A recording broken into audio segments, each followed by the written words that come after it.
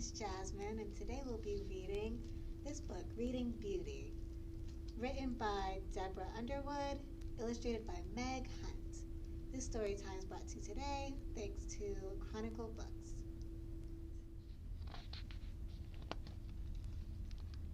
Once upon a planetoid, surrounded by book lovers, a Princess Lex read morning, noon, and night beneath her covers. Lex's bedroom brimmed with books. She read them at top speed. She even trained her puppy Prince to fetch her things to read. But on her 15th birthday, Lex awoke. Her books were gone. She raced to find her parents. Make them stop. What's going on? They answered with a story. Long ago, when you were small, we held a celebration and invited one and all. But while the guests were toasting you, we heard a muffled shout. A fairy burst in, furious that she had been left out. Ooh, she's mad. How could you not invite me? I must say I'm rather miffed. But wait, we did. Be quiet. Let me give your Lex a gift. Like all you wretched readers, Lex will live for reading, but when she's 15, she'll flip a page and get a paper cut.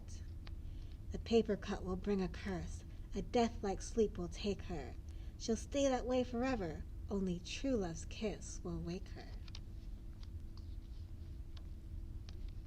That's why we hid the books away, her mother said, dejected. For any book could cut you, and you need to be protected. Without its books, their world grew bleak, consumed by darkened gloom. Lex watched the shadow spreading from the windows in her room. It's all my fault, she said to Prince.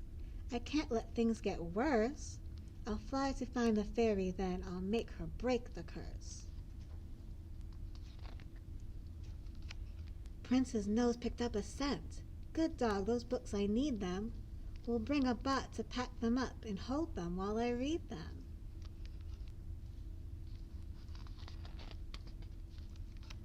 Lex started off with how to fly, then how to find a fairy, and stories gave her courage when the trip got rough and scary. Meanwhile, in her fairy lair, the fairy shrieked, "It's Lex! She won't get me, I'll stop her with the thorny hedges hex!" A wall of thorns around her home, nice try, but she can't hide. A garden book helped Lex cook up a homemade herbicide. The hedge dissolved to shriveled bits, so Lex and Prince could land. The fairy said, "That girl is doomed, I've something special planned."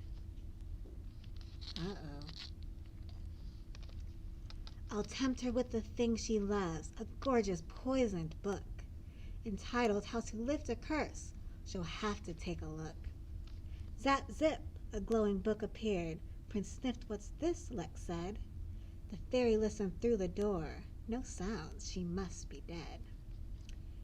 Uh-oh. The fairy inched near sleeping Lex to check her now closed eyes. Oh no, what happened? But Lex sprang up and grabbed her wand and said, "Hello, surprise!"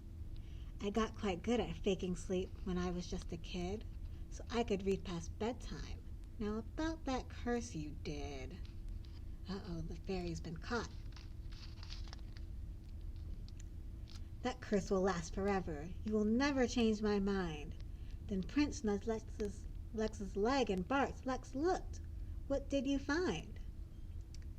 What did the Prince dog find? It says, you are invited to a royal ball to celebrate the birth of Princess Lex. The fairy was invited. You were invited to my ball. We thought this didn't reach you. Wait, can it be that you can't read? Don't worry, I will teach you. Me read? In her excitement, the poor fairy didn't think. She touched the book, she turned ghost white and crumbled in a blink. Oh no. The fairy cursed herself, cried Lex. We need to help her quick.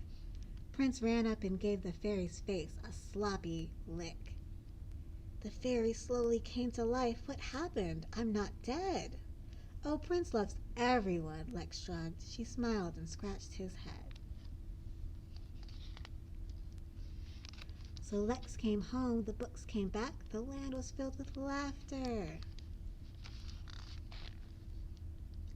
The fairy found a job, and all read happily ever after.